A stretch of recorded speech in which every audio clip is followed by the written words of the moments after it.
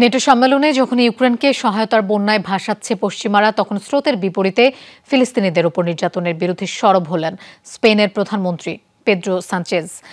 Ukraine ও গাজা নিয়ে পশ্চিমা বিশ্বের দ্বিমুখী আচরণের সমালোচনাও করেন তিনি। সামরিক জোটটির ৭৫তম প্রতিষ্ঠাবার্ষিকী উপলক্ষে আয়োজিত সম্মেলনে ইসরায়েলি আগ্রাসনের বিরুদ্ধে সোচ্চার তুরস্কের প্রেসিডেন্ট রিসেপ তাইয়েপ এরদোগানও। সিলন ফ্যামিলি ব্লেন্ডের কড়ালিকার আর সতেজ স্বাদের পারফেক্ট ব্লেন্ডে স্বপ্নেরা মেলুক টানা।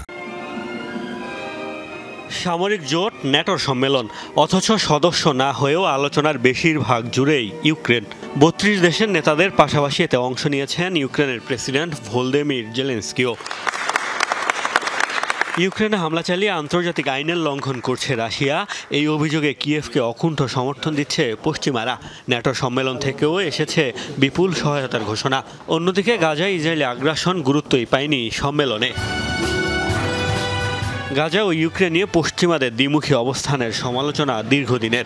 এবার পশ্চিমাদের এমন আচরণের সমালোচনায় ন্যাটোভুক্ত স্পেন।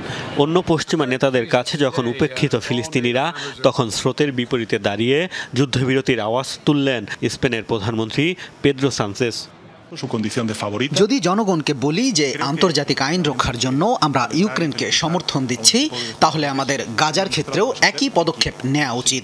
পশ্চিমা বিশ্বের এমন একটি অবিচল রাজনৈতিক অবস্থান দরকার, যেখানে কোনো দ্বিমুখী আচরণ থাকবে না। এদিকে ন্যাটো সম্মেলনে ফিলিস্তিনিদের ওপর বর্বরতার চিত্র তুলে ধরছেন তুরস্কের প্রেসিডেন্ট রিসেপ তাইয়েপ এরদোগানও। গ্রিস, হাঙ্গেরি, ইতালি সহ বিভিন্ন দেশের নেতাদের সাথে সাইডলাইন বৈঠকে তুলে ধরেন ইসরায়েলি আগ্রাসনের ভয়াবহতা। শুরু থেকে ইসরায়েলি আগ্রাসনের বিরুদ্ধে যে কয়টি দেশ সরব, তার মধ্যে অন্যতম স্পেন ও তুরস্ক। সম্প্রতি ফিলিস্তিনকে স্বাধীন ও সার্বভৌম রাষ্ট্রের স্বীকৃতিও দিয়েছে স্পেন সরকার। অন্যদিকে বর্বরতার প্রতিবাদে ইসরায়েলের সাথে বাণিজ্যিক সম্পর্ক স্থগিত করেছে তুরস্ক। মোস্তফা মাহমুদ, যমুনা নিউজ।